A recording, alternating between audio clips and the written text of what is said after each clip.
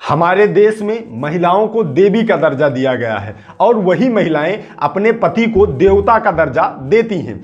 लेकिन दोस्तों, हमारे देश में ऐसी कई महिलाएं हैं जो कि पुरुष से पीड़ित हैं। दोस्तों, यह सच भी है कि कई महिलाएं समाज और पति के दबाव में यौन हिंसा जैसे अपराध पर भी अपना मुंह सिल लेती हैं। हमारे देश में हालत यह है कि हजारों महिलाएं वैवाहिक दुष्कर्म का शिकार हैं, लेकिन वह इसके खिलाफ आवाज उठाने का साहस नहीं कर पा रही हैं। तो दोस्तों, आइए आज की इस वीडियो में यह जान लेते हैं कि वैवाहिक दुष्कर्म है क्या, भारत में वैवाहिक दुष्कर्म को लेकर कानून क्या कहता है, दुनिया के अन्य देशों में वैवाहिक दुष्कर्म को लेकर क्या कानून है। तो आइए आज की इस वीडियो को शुरू करते हैं। तो दोस्तों नमस्कार, मेरा नाम ओम प्रकाश सांडिल्य है और आप देखना शुरू कर चुके हैं Sandilya school of law. Before we discuss about marital life, first of all let us know what is rape. Let us tell you that according to section 375, forcibly establishing physical relation with any woman without her consent is called rape। यानी किसी महिला के साथ बिना उसकी सहमति के शारीरिक संबंध बनाना रेप है। यदि दुष्कर्म में एक से अधिक लोग शामिल हों तो इसे सामूहिक दुष्कर्म कहा जाता है।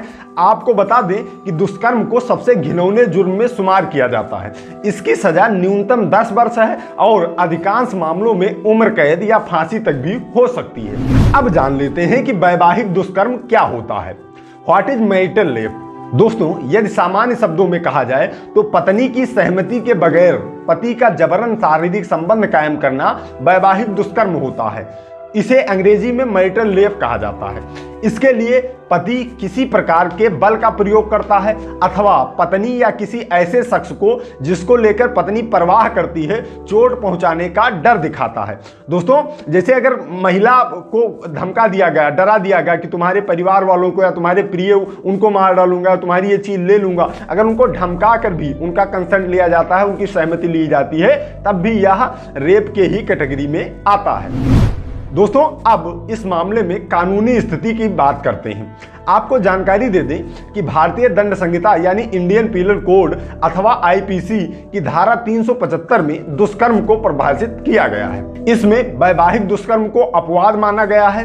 यह धारा कहती है कि यदि पत्नी बालिग है यानी उसकी उम्र 18 वर्ष से अधिक है तो उसके साथ उसके पति द्वारा बनाए गए संबंध को दुष्कर्म नहीं माना जाएगा, चाहे पत्नी की सहमति के बगैर ही उसके साथ जबरन संबंध बनाए गए हों। धारा 375 के अनुसार दुष्कर्म के मामले में यदि आरोपित संबंधित महिला का पति है तो उस पर रेप का केस भी दर्ज नहीं हो सकता है। हमने आपको अभी बताया कि धारा 375 में पति द्वारा जबरन शारीरिक संबंध बनाए जाने पर पति पर मुकदमा दर्ज नहीं किया जा सकता है। तो ऐसे में पत्नी के पास क्या उपाय है? आपको बता दें दोस्तों कि ऐसे में पति द्वारा दुष्कर्म यानी वैवाहिक दुष्कर्म की शिकार महिलाएं उसके खिलाफ यौन हिंसा यानी सेक्सुअल वायलेंस का मामला दर्ज करा सकती है।